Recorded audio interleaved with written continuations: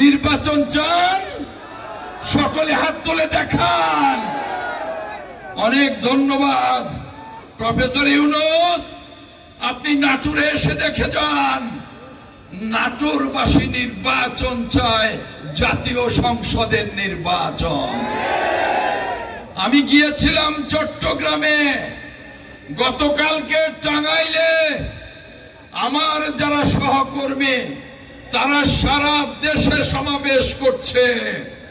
সকল জায়গায় একই আওয়াজ, অনতি বিলম্বে নির্বাচন চাই।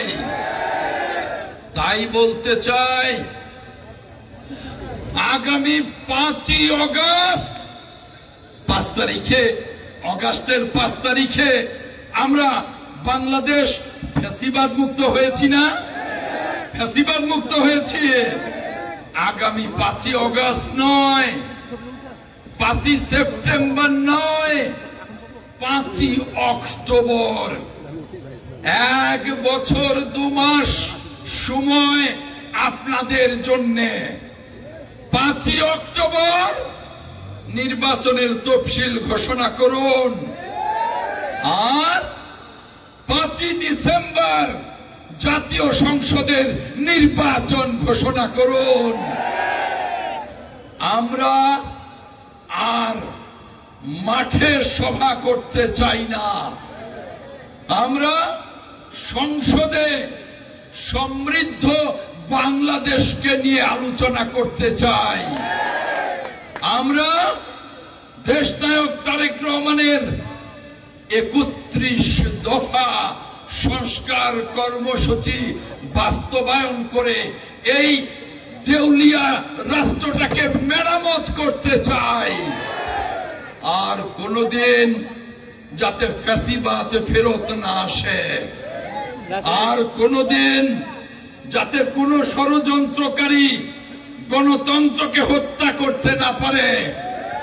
বিএনপির নেতা কর্মীরা দেশনায়ক তারেক রহমানের নেতৃত্বে, দেশনেত্রী বেগম খালেদা জিয়ার অনুপ্রেরণায়, শহীদ জিয়ার আদর্শে প্রত্যেকটা নেতা কর্মী আমরা শপথে দীপ্তমান। তাই বলবো, আপনারা সুশৃঙ্খল ভাবে আপনাদের এই নাটোরের 4টি নির্বাচনী এলাকায় ঘরে ঘরে ছড়িয়ে পড়ুন, ঘরে ঘরে ছড়িয়ে পড়ুন। ধানের শীষের ভোট ভিক্ষা করুন। আগামীতে নাটোরের আগামী নির্বাচনে 4টি আসন আপনারা তারেক রহমানের হাতে দিতে পারবেন না? অনেক ধন্যবাদ।